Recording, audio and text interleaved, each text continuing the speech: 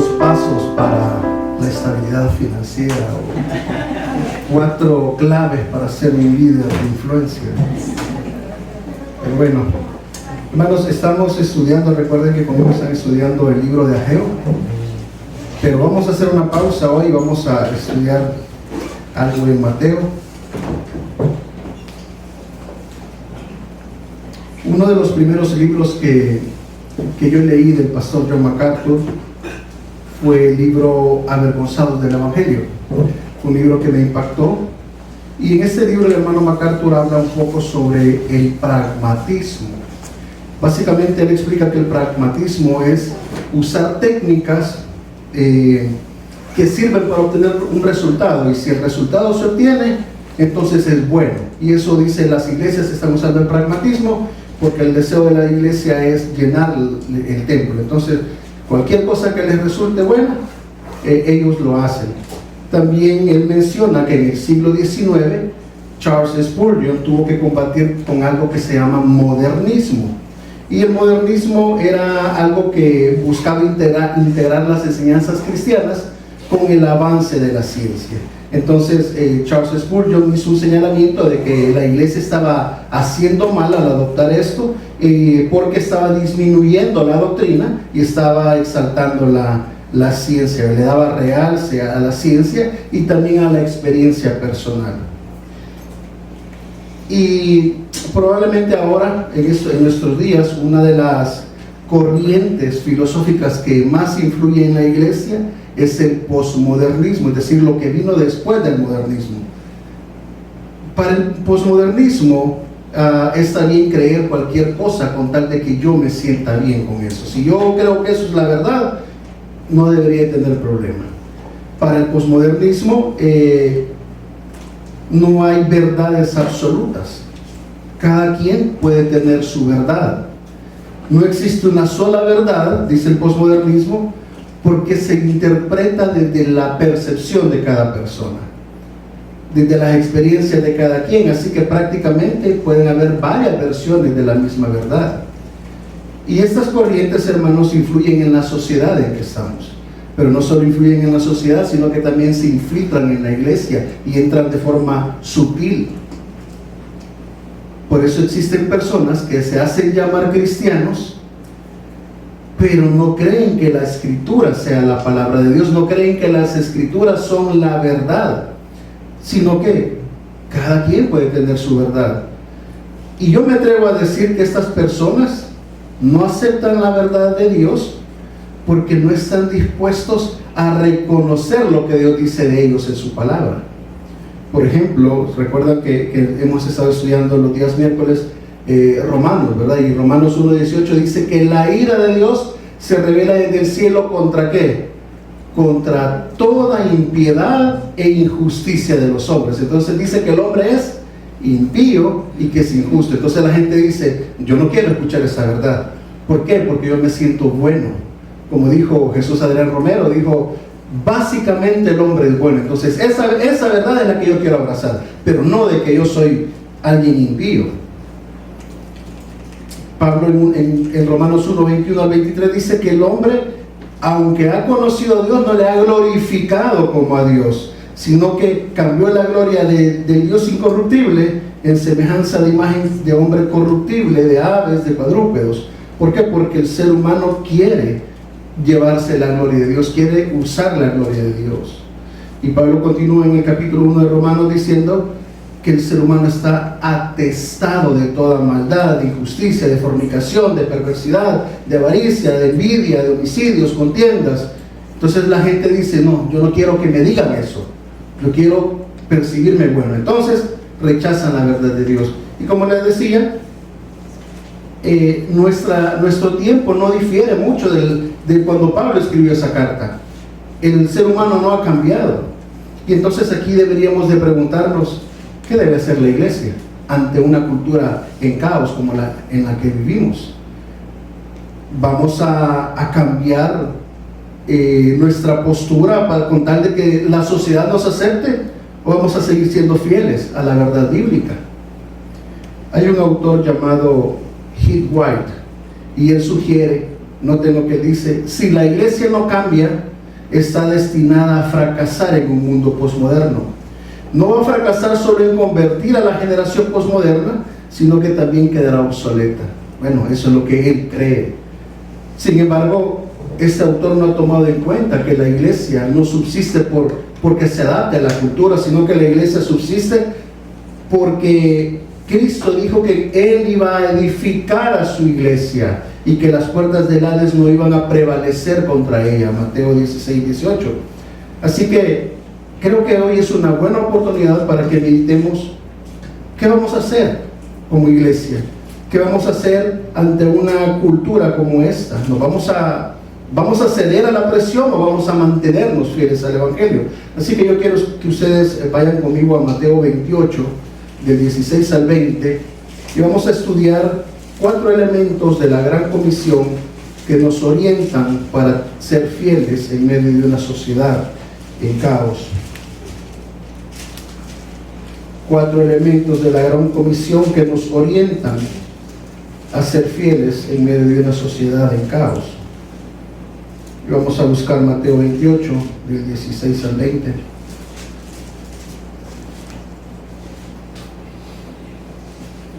Dice el Señor su palabra: pero los 11 discípulos se fueron a Galilea, al monte donde Jesús les había ordenado. Cuando le vieron, le adoraron. Pero algunos dudaban, y Jesús se acercó y les habló diciendo: toda potestad me es dada en el cielo y en la tierra. Por tanto, id y haced discípulos a todas las naciones, bautizándolos en el nombre del Padre, y del Hijo, y del Espíritu Santo, enseñándoles que guarden todas las cosas que os he mandado. Y aquí yo estoy con vosotros todos los días hasta el fin del mundo. Amén. Vamos a orar, hermanos. Bendito Dios, te doy las gracias por la oportunidad que me das de compartir tu palabra en esta mañana.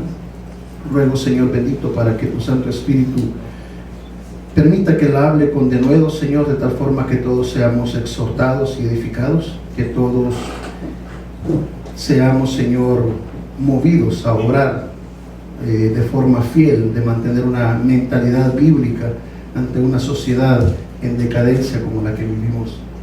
Ruego, Señor, que tú guardes mi boca, Señor, para que se digan las cosas que tú quieres que oigamos, Señor bendito, que tu palabra nos enseñe y nos edifique, y luego para que todos salgamos, Señor, al final con esa carga de presentar el Evangelio también, Señor, a otros. En Cristo Jesús. Amén. Bien, hermanos, vamos a ver 4 elementos de la Gran Comisión que nos orientan a mantener una fidelidad en una cultura de caos como en la que estamos. El primer elemento es la autoridad de la Gran Comisión, o el fundamento, perdón, de la Gran Comisión, que es la autoridad de Cristo. Número 2 es el mandamiento de la comisión, es decir, hacer discípulos. Número 3 es la garantía de la Gran Comisión, es decir, la presencia de Cristo. Y número 4, la persona que ordena la comisión, es decir, Cristo resucitado. Y para el primer elemento, vean que en el versículo 19, Jesús comienza diciendo: por tanto. Y esta expresión muestra la consecuencia de lo que ya se dijo antes. Es decir, en consecuencia de lo que ya se dijo, ahora les voy a decir esto. Pero ¿qué es lo que dijo antes en el versículo 18? Dice: toda potestad me es dada en el cielo y en la tierra. Así que el fundamento, la base para hacer discípulos es la autoridad de Cristo. El fundamento para ir y hacer discípulos es la autoridad de Cristo. Ese es el fundamento para que cualquier persona haga ministerio. Vean que no se trata de una autoridad cualquiera, sino que noten cómo dice Cristo. Versículo 18 dice: Jesús se acercó, pero algunos dudaban, Jesús se acercó y les habló diciendo: toda potestad. No es media potestad, no es un poquito de la autoridad, sino que toda potestad, es decir, una autoridad completa, una potestad que no le falta nada. Pero además dice que es una autoridad que le es dada tanto en el cielo como en la tierra. Es decir, una autoridad que está tanto en este plano físico como en el plano espiritual. Es una autoridad en este mundo, pero también fuera de él. Y esto no es solo un decir, no es solo algo que Cristo dijo por decirlo, sino que es algo que Cristo había demostrado a lo largo de todo su ministerio. Por ejemplo, en el Evangelio de Mateo se nos ha descrito que Cristo enseñaba con autoridad, Mateo 7:29. Que Cristo tenía autoridad para sanar, Mateo 8:13. ¿Recuerdan el criado del centurión que le dice, Señor, no es necesario ni que vayas allá, con solo que digas la palabra, Él va a sanar? Y entonces Él le dice, no he encontrado fe como esta, así que se te va a hacer lo que estás pidiendo. Porque la autoridad de Cristo, Cristo tenía autoridad para sanar. Tenía autoridad sobre los vientos y sobre el mar, Mateo 8:27. Tenía autoridad sobre los demonios, Mateo 8:28 al 34. Recuerdan que los demonios le piden permiso a Jesús para que Él pueda ir, para que se puedan meter en un hato de cerdos.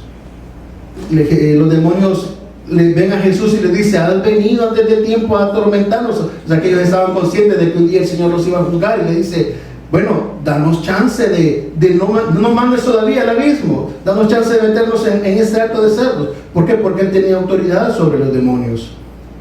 Él tiene autoridad para perdonar pecados. Recuerdan Mateo 9, 6 y 8, donde los amigos bajan al paralítico y Él le dice, tus pecados te son perdonados, y luego los fariseos le reclaman, como que dice, ¿y este que se cree para perdonar pecados? Y Él dice, para que vean que no solo tengo poder sobre los pecados, también le dice, toma tu lecho y anda. Entonces, demostrando que podía perdonar pecados, pero también sanar. Tenía autoridad sobre la vegetación.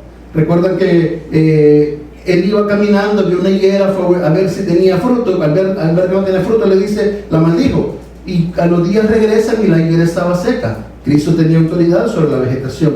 Tenía autoridad para crear alimentos. ¿Se acuerdan? La alimentación de los 5,000, la alimentación de los 4,000, que solo tenían unos panes y unos peces. Y Él dice, bueno, demos gracias, y empieza a darle a todo el mundo. Y de repente comieron todos y sobraron cestas de comida.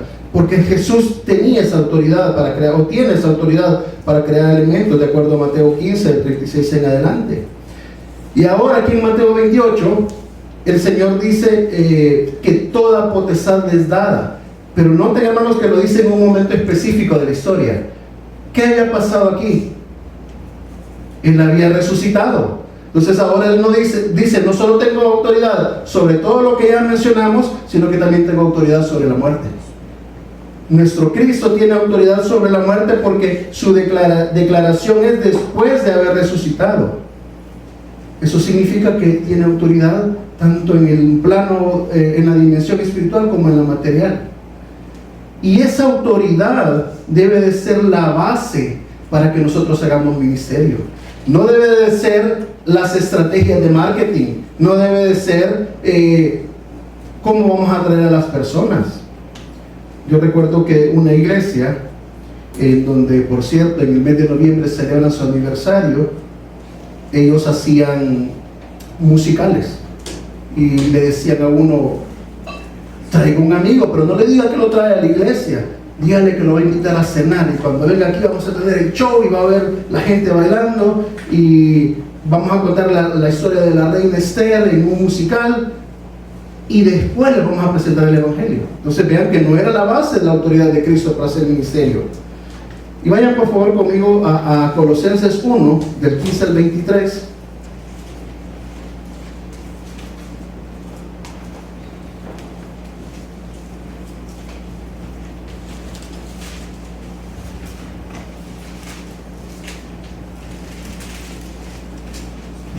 Y ahí en Colosenses encontramos, creo yo, lo que para mí es la mejor descripción de la autoridad de Cristo.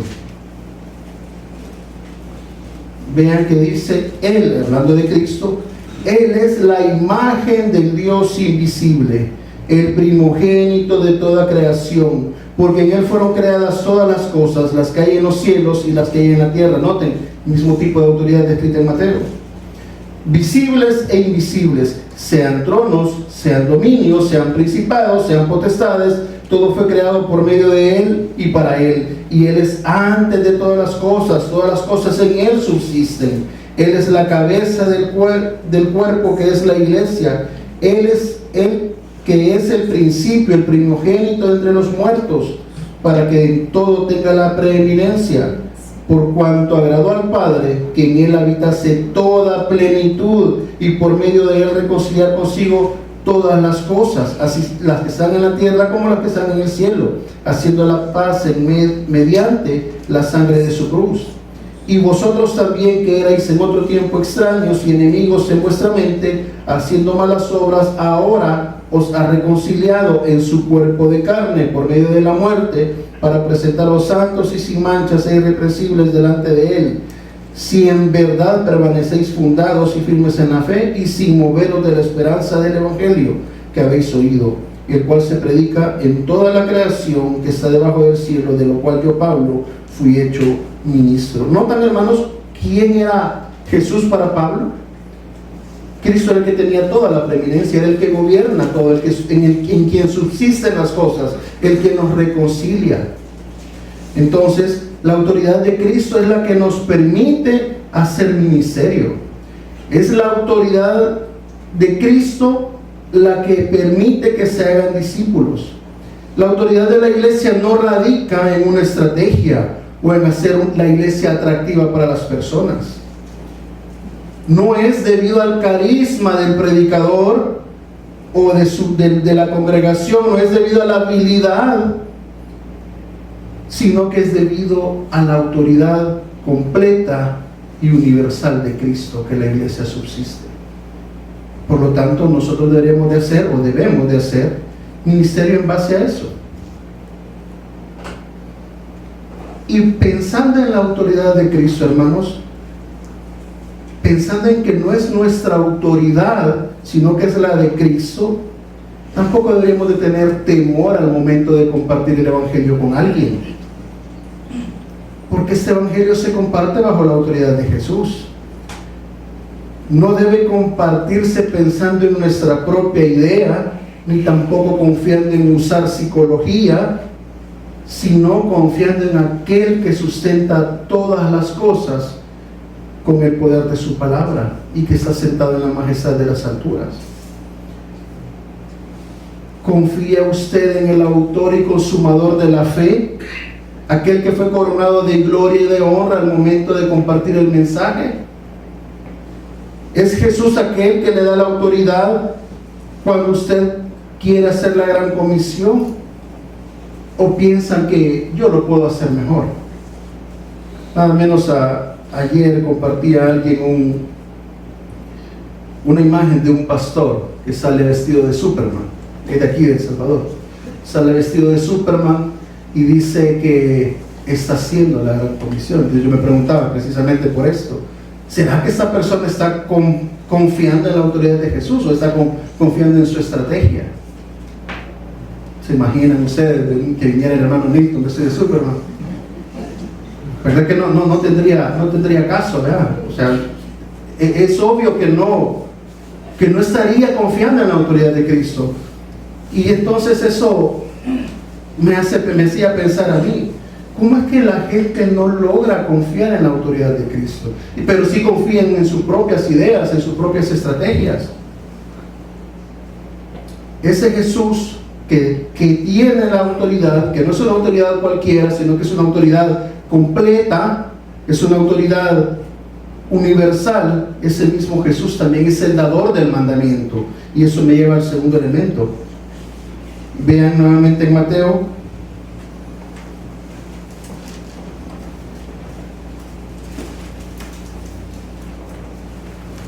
Mateo 28, 19 dice: por tanto, id y hacer discípulos. Noten, como ya les dije que yo tengo toda la autoridad, ahora les digo: vayan, ahora les voy a dar el mandamiento.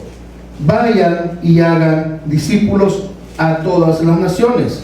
¿Cómo lo van a hacer? Bautizándolos en el nombre del Padre y del Hijo y del Espíritu Santo. Y vean en el 20, enseñándoles que guarden todas las cosas que os he mandado. Entonces el mandamiento, hermanos, se suele a veces creer que el mandamiento es ir, vayan. Entonces todo el mundo dice, sí, vamos. Pero uno bien puede ir y no hacer nada. Pero el mandamiento en sí radica en la palabra o en el verbo hacer. El mandamiento no es a que vayan, sino que el mandamiento es vayan, pero hagan discípulos. Este verbo hacer es un verbo que está en modo imperativo, es decir, se trata de una orden, de un mandato. Déjenme poner una coma aquí, que se me escapó antes. Se trata de una orden, de un mandato, y que se puede ir a la tarea, pero no hacer la tarea. ¿Se acuerdan? No sé si solo a mí me pasaba, ojalá que no sea el único, pero cuando yo estaba estudiando, muchas veces yo decía, me dan permiso para reunirme con los compañeros porque vamos a hacer una tarea, y me daban permiso, y yo iba, pero no hacía la tarea. Soy el único que le ha pasado, porque podemos ir pero no hacer lo que se nos ha encargado. Y entonces el énfasis radica en eso, en ir pero en hacer. Así que la razón para ir es hacer discípulos de ese Jesús que tiene esa autoridad. Y luego nos dice que la forma en que se hacen los discípulos es bautizándolos y enseñándoles a obedecer la doctrina de Cristo. Y precisamente, hermanos, esto es lo que enseñaron los apóstoles. Quiero que vayan conmigo, por favor, solo denle una vuelta a la página, porque ahí en Marcos 1, 14,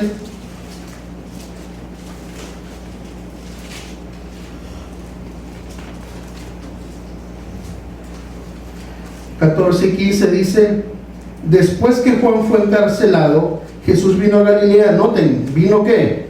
Predicando el evangelio del reino de Dios, diciendo: el tiempo se ha cumplido y el reino de Dios se ha acercado.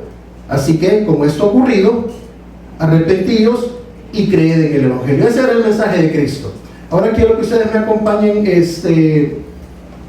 a Hechos 2.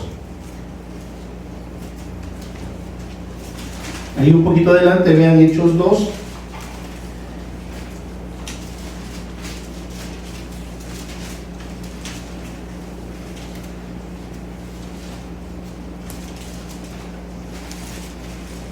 Y recuerden que Jesús asciende al cielo, les dice a sus discípulos que ellos van a ser testigos de Él mismo, porque el Espíritu les va a dar poder, e inmediatamente después Pedro comienza a predicar. Pedro hace un recorrido por las Escrituras, mostrando quién es Jesús, que ese Jesús del que va a predicar ya estaba predicho en las Escrituras.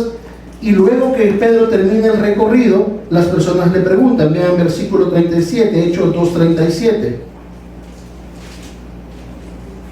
Dice: al oír esto, se compungieron de corazón y dijeron a Pedro y a los otros apóstoles: varones hermanos, ¿qué haremos? Y noten en el versículo 38 la respuesta de Pedro. ¿Qué le dice Pedro? Arrepentíos y bautícese cada uno en el nombre de Jesucristo para perdón de los pecados, y recibiréis el don del Espíritu Santo. El mismo mensaje de Cristo. Ellos no anduvieron cambiando el mensaje, no anduvieron buscando algo que se adaptara o que a la gente le fuera agradable. Vean en el versículo 40. Y con otras muchas palabras testificaba y les exhortaba diciendo: sed salvos de esta perversa generación. Noten cómo Pedro percibía la generación actual, a su cultura perversa. No andaba diciendo: ay, la iglesia tiene que adaptar el mensaje. No, Pedro dice: arrepiéntanse y sean salvos de esta generación en caos.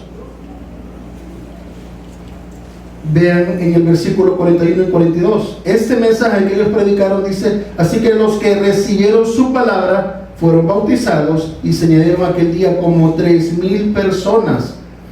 Y noten, y perseveraban en la doctrina de los apóstoles, en la comunión unos con otros, en el partimiento del pan y en las oraciones. Vean que querían conocer la enseñanza de los apóstoles, querían conocer la doctrina de ellos, y perseveraban en ella. Noten cómo ellos confiaban en la autoridad de Cristo, confiaban en el mandato de Cristo, y por lo tanto 3,000 personas se convierten. Y no solo se convierten, sino que perseveran en la doctrina de Cristo, porque ellos estaban obedeciendo la gran comisión. Denle vuelta ahí a la página, hermanos, en Hechos 3:11. Vemos que Pedro, en Hechos 3 comienza contando la historia de que Pedro y Juan sanan a un paralítico. Y luego el paralítico, la gente lo ve y empiezan a decir qué ha pasado. Y él dice, los que predican a Jesús me sanaron. Entonces ven acá que en Hechos 3:11 dice que eso provocó en celo a las personas y capturan a Pedro. Y ahora vean que dice, teniendo asidos a Pedro y a Juan, el cojo que había sido sanado, todo el pueblo atónito, concurrió a ellos al pórtico que se llama de Salomón.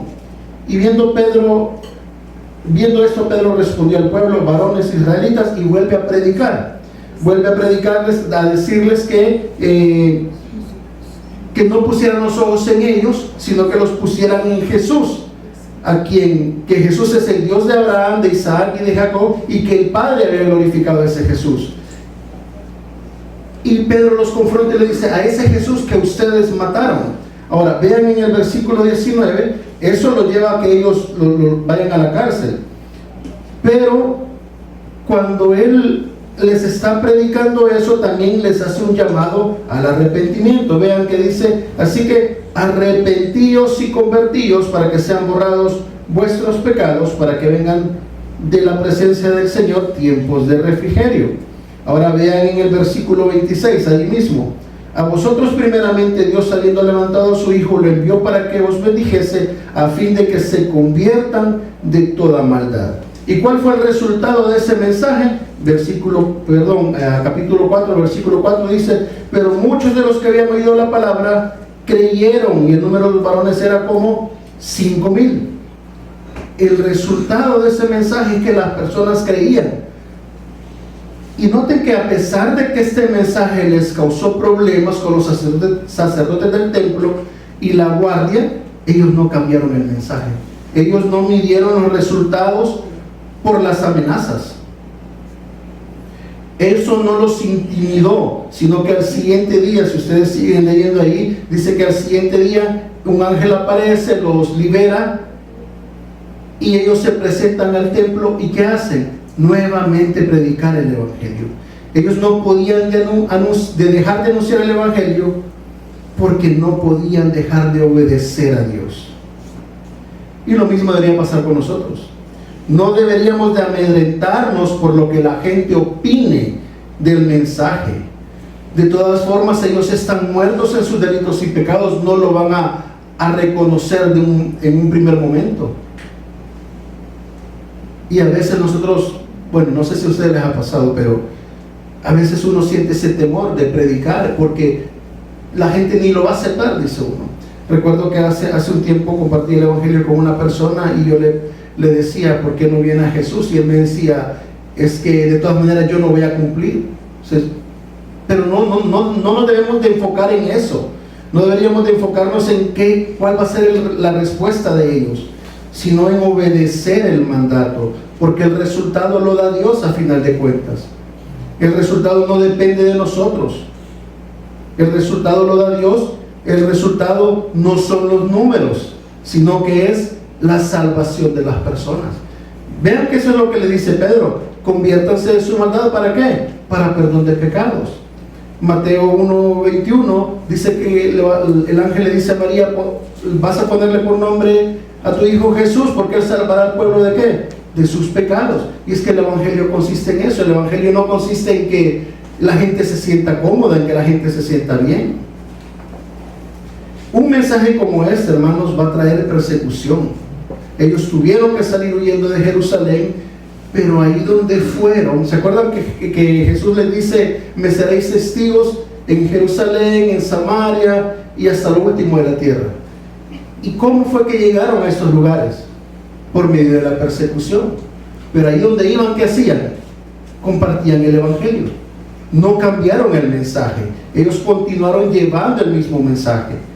Ellos no cambiaron el mensaje para complacer a la audiencia. Ellos presentaban a Cristo a ese Cristo que los había comisionado, en quien ellos habían puesto su fe, su confianza, ese que tiene la autoridad. Sabían que el trabajo en el Señor no es en vano, sino que tenían una garantía de Dios. Y vean que el mandato incluye enseñar a que se obedezca lo que Cristo ha enseñado. Y me llamaba la atención que en la clase de hoy de Fundamentos de la Fe, precisamente, ya por último, ese era el punto, ¿verdad? En que debíamos de enseñar lo que Cristo había enseñado, pero también a obedecerlo. Eso significa que no basta con conocer la enseñanza, sino que hay que obedecerla. De hecho, esa es una característica de aquel que ama al Señor. Juan 14:15, ¿recuerdan que dice? Si me amáis, guardad mis mandamientos. Entonces, aquí nos deberíamos nosotros poner a reflexionar, hermanos, si yo realmente obedezco a la enseñanza que Cristo me está dando, si yo realmente recibo con humildad la exhortación de la palabra, no del pastor, no del hermano, sino la palabra de Dios. Si lo que las Escrituras dicen, yo lo estoy obedeciendo. Debemos reflexionar, hermanos, si después de venir a un culto nos vamos con el deseo de cambiar, de obedecer la Escritura, o simplemente vine, cumplí con mi cuota de domingo y ya me voy tranquilo. Debemos de reflexionar si estamos siendo obedientes o solo nos sentamos aquí por costumbre, porque me siento bien con los hermanos y qué bonito, pero sigo siendo el mismo. No debería de ser así. Debería de ser que la enseñanza que estoy recibiendo me está santificando, estoy creciendo en Cristo, me estoy pareciendo más a Cristo. Y eso deberíamos de meditar. ¿Qué tanto estoy obedeciendo la palabra de Dios? ¿Qué estoy haciendo con la enseñanza que estoy recibiendo? ¿Se traduce en vidas piadosas? ¿Se traduce en corazones, como le dijeron a Pedro, ¿verdad? Se compungieron los corazones y eso me lleva a obedecer, o voy a seguir igual, o voy a seguir siendo el mismo. Y de esos, hermanos, de ese tipo de personas hay un montón en las iglesias. Nosotros deberíamos de marcar diferencia porque se supone que estamos recibiendo sana enseñanza y eso nos debería de hacer diferentes. Ahora, si volvemos a Mateo 28, vean que ese Jesús no solo tiene la autoridad, no solo ha dado la comisión, sino que también da una garantía para que la comisión tenga resultados. Jesús promete su presencia al momento de que hagamos o que obedezcamos el mandato. Vean en el versículo 20, dice: enseñándoles que guarden todas las cosas que os he mandado, y he aquí, yo estoy con vosotros todos los días hasta el fin del mundo. Va a haber un momento, hermanos, en que el mundo va a acabar y no va a haber necesidad de predicar el Evangelio. Pero mientras eso no ocurre, el mandato es a que lo sigamos predicando. Y el Señor dice: yo voy a estar ahí con ustedes, yo no los voy a dejar solos.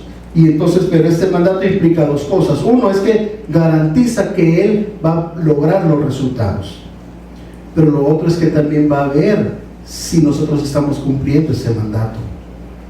Comencemos por examinar el primero.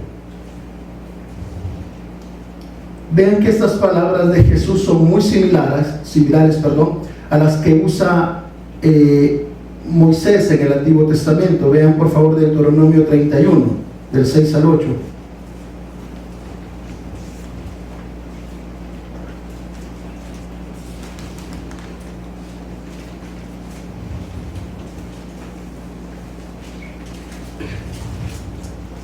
¿Se acuerdan que eso lo vimos cuando estuvimos estudiando Ageo? Dice: esforzaos y cobrad ánimo, no temáis ni tengáis miedo de ellos, porque Jehová tu Dios es el que va contigo, no te dejará ni te desamparará. Noten, va contigo, no te dejará ni te desamparará. Y llamó a Moisés a Josué y le dijo en presencia de todo Israel: esfuérzate y anímate, porque tú entrarás con este pueblo a la tierra que juró Jehová a sus padres les daría, y tú se las harás heredar. Y Jehová va delante de ti, Él estará contigo, no te dejará ni te desamparará, no temas ni te intimides. Entonces, el mensaje es claro, hermanos. El mensaje es: yo los estoy enviando a hacer algo, pero no lo van a hacer solos. Jesucristo va a estar ahí, y esa es la garantía del mensaje. Hebreos 7:25 enseña que Cristo tiene un mejor sacerdocio que el sacerdocio del Antiguo Testamento, y eso lo hace capaz de salvar a las personas de forma perpetua, de salvar a los que se acercan a Él, de los que se acercan a Dios por medio de Él, porque Él vive intercediendo por ellos. Noten que no solamente va a estar presente cuando compartamos el mensaje, sino que también va a estar intercediendo por nosotros.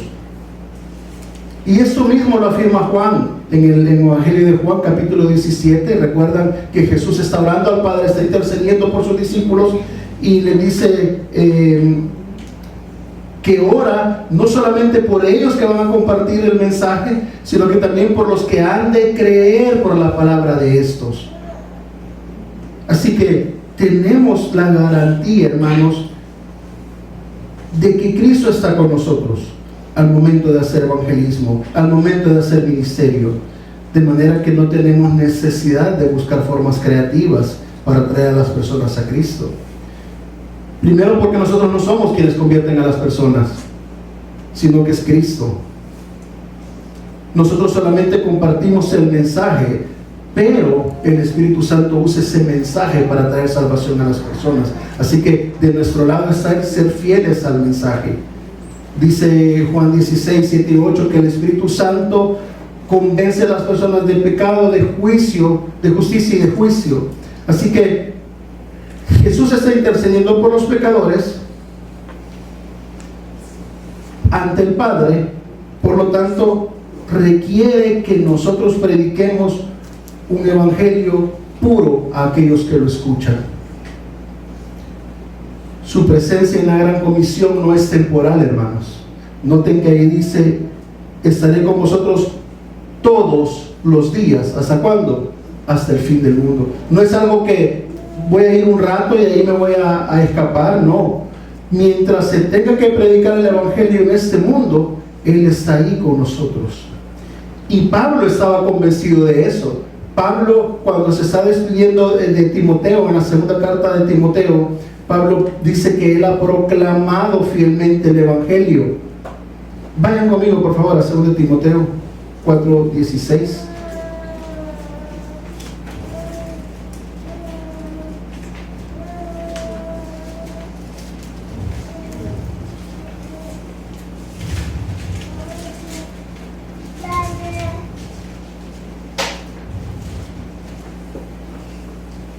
Noten que Pablo dice: en mi primera defensa ninguno estuvo a mi lado. Recuerdan que Pablo había estado preso, entonces él dice: yo me defendí, pero de todos los colaboradores ninguno estuvo a mi lado, sino que todos me desampararon, no les he tomado en cuenta. Noten el 17: pero el Señor estuvo a mi lado.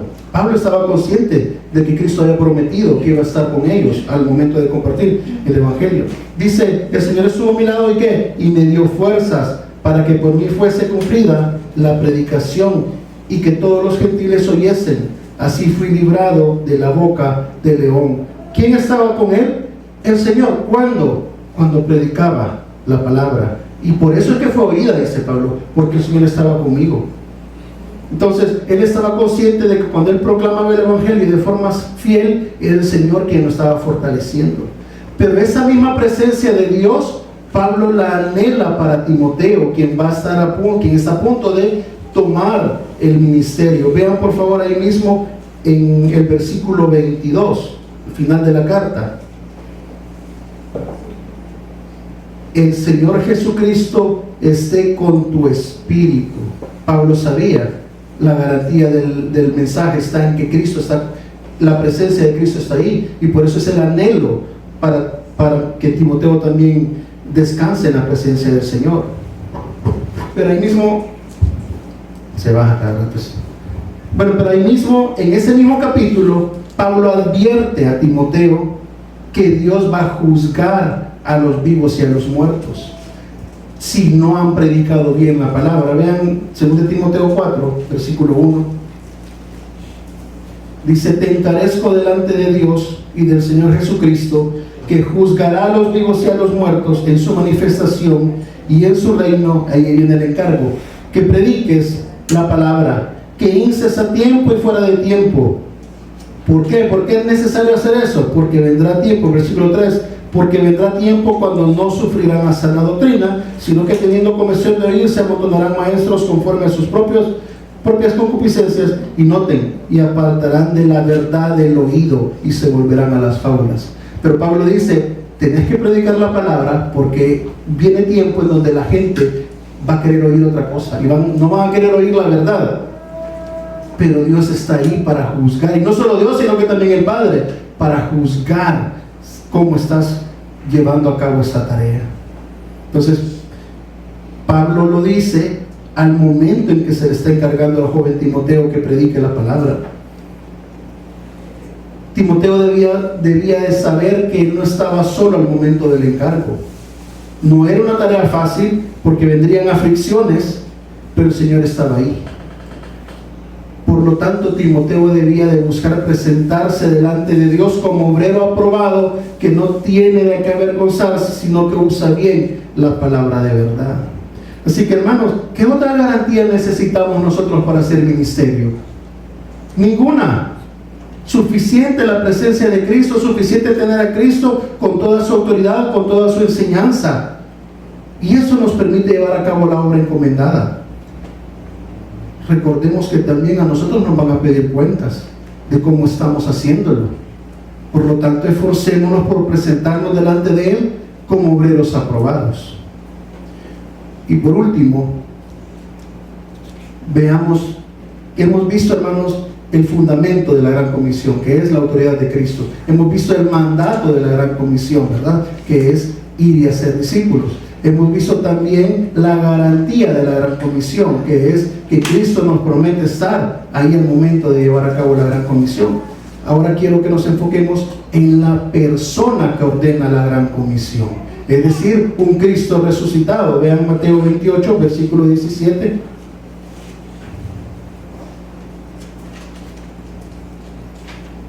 Dice que en el 16 dice que los 11 discípulos se fueron a Galilea, al monte donde Jesús les había ordenado, y cuando lo vieron, ¿qué hacen? Lo adoraron. Vean que hemos visto que ¿quién tiene la autoridad? Jesús, ¿verdad? ¿Quién dio el mandato? Jesús. ¿Quién es la garantía de la Gran Comisión? Jesús. Entonces, todo gira en torno a la persona de Jesucristo. Por eso es que los discípulos van y lo adoran. Por eso es que ellos, al verlo, le adoran, y vean que Jesús no se los impide. Eso significa, hermanos, que el ministerio no se trata de nosotros, se trata de Jesucristo. Él es tanto el objeto de la fe como el mensaje de la fe. ¿Recuerdan ustedes que cuando Juan, allá en el libro de Apocalipsis, recibe una visión en el cielo y él ve un ángel y lo quiere adorar? ¿Qué le dice el ángel? No, le dice: si yo soy compañero tuyo, no me adores a mí, adorar al que es digno. Entonces, eso es bien diferente al mundo, porque en el mundo se enseña que el hombre es el centro de atención. En el mundo se busca la exaltación del ser humano, pero en el cristianismo exaltamos a aquel a quien el Padre y su Santo Espíritu han glorificado. En Hebreos 2:9 se nos dice que vemos a aquel que fue hecho un poco menor que los ángeles, es decir, a Jesús, pero ¿cómo lo vemos? Coronado de gloria y de honra a causa del padecimiento de la muerte, para que por la gracia de Dios gustásemos de la muerte todo. Dice en Juan 16:14, Jesús enseña que el Espíritu Santo iba a glorificar a Cristo. Sin embargo, ahora vemos que los cultos, el hombre es el protagonista. Supuestas alabanzas en donde no exaltan a Dios, sino que exaltan al hombre. Cuando yo preparaba esto, me acordé de una alabanza que dice: yo soy hijo de Dios. Y le dice a Dios, abriste el mar para que yo camine. Vean cómo pone a Dios como que si fuera un sirviente de él. Se la pueden ver. Yo no soy bueno para cantar, pero usted, yo sé que se la puede. Ahí me está señalando a alguien. Vean, nadie se pone como un siervo de Dios. Cuando ustedes ven las cartas de Pablo, ¿cómo se presenta Pablo? Pablo, siervo de Jesucristo. Hoy nadie ocupa ese título. Hoy todos quieren que le llamen apóstoles, profetas. Nadie dice siervo de Dios Altísimo. Ellos ven a Dios como una especie de genio cósmico que les está obligado a cumplir sus deseos. Ellos ven a Dios como una plataforma, como una catapulta que los lleva a lograr sus sueños. No logran ver que el problema es que están glorificando a las criaturas antes que al Creador. ¿Por qué? Porque tenemos una percepción mala de Dios, porque no está basada en las Escrituras. En 1 Corintios 2, del 2 al 4, Pablo dice que él se propuso no saber nada sino a Jesucristo y a ese crucificado. Y dice Pablo, ni mi predicación fue con palabras persuasivas de humana sabiduría, sino con demostración del poder y del Espíritu y de poder, para que nuestra fe no esté fundada en la sabiduría de los hombres, sino en el poder de Dios. Pero hoy queremos que Cristo no se vea. Hoy queremos que la gente nos vea a nosotros. Así que tenemos que tener cuidado, hermanos. Tenemos que ser muy cuidadosos, porque nuestros servicios no debemos de hacerlo para que nosotros seamos vistos, para que nosotros seamos exaltados, sino que en nuestros servicios debemos de apuntar a que la gente vea a Cristo, que vean a Él. Por lo tanto, yo obligadamente tengo que preguntarles, ¿cuál es el anhelo en nuestros corazones? ¿Es mi anhelo que me aplaudan, que me digan que soy genial, que soy lo máximo? ¿O queremos que las personas se rindan a Cristo? Nuestro deber es apuntar a que la gente vea a Cristo. Nosotros solamente somos embajadores, ministros de la reconciliación, como dice Pablo, como que Dios está rogando por medio de nosotros para que las personas se reconcilien con Dios. Y por favor no malentienda, hermano, no confunda, porque yo no estoy diciendo esto desde una perspectiva de superioridad, sino que yo también estoy ahí. Yo también debo de examinarme y ver cuál es el anhelo de mi corazón, qué es lo que tengo yo en mi corazón. Pero claro, usted también, lo tengo que invitar a que usted también lo haga. ¿Qué es lo que hacemos? ¿Por qué hacemos las cosas? ¿Por qué servimos? ¿Es para que la gente vea a Cristo o para que me vean a mí? Voy a cerrar ya porque ya lo viví en serio. Así que, hermanos, yo sé que la tarea de ir a ser discípulos no es fácil, pero Dios nos ha provisto todo lo necesario para hacerla. Dios nos ha dado todo lo que necesitamos para que llevemos a cabo esa tarea. Él nos ha dado la autoridad, Él nos ha dado el mandamiento, nos ha dado la garantía y nos ha dado la persona de la gran comisión. Nuestro deber es simplemente obedecer. En Mateo 5:13 dice, vosotros sois la sal de la tierra, pero si la sal se desvaneciere, ¿con qué será salada? No sirve más para nada, sino para ser echada afuera y hollada por los hombres. Debemos de cuidarnos, hermanos, de no desvanecernos, sino de sazonar, de ser útiles para lo que nos hemos sido llamados. Debemos cuidarnos de no abrir la puerta a esas corrientes, sino que nos debemos de mantener fieles al Evangelio bíblico. Que el Señor nos ayude y tenga misericordia de nosotros. Vamos a orar. Padre bueno, gracias Señor por tu palabra. Gracias porque siempre es bueno recordar la gran comisión, que nos ayude a mantenernos fieles, a mantener los pies sobre la tierra para no desviarnos. No estamos exentos de desviarnos, pero queremos poner nuestro corazón, nuestros anhelos, nuestra mente, nuestros pensamientos delante de ti, Señor.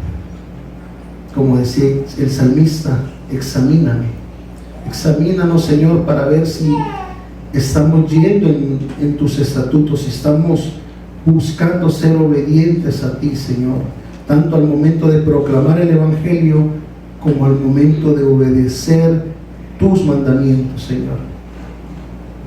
Ayúdanos a hacer revisión, un examen interior de forma honesta, y que podamos, Señor, cambiar aquello que te desagrada.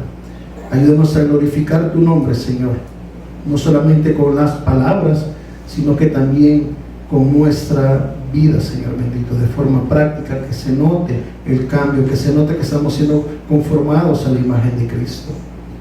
Muchas gracias, Señor, por este tiempo. En Cristo Jesús oramos. Amén. Que el Señor le bendiga, hermanos.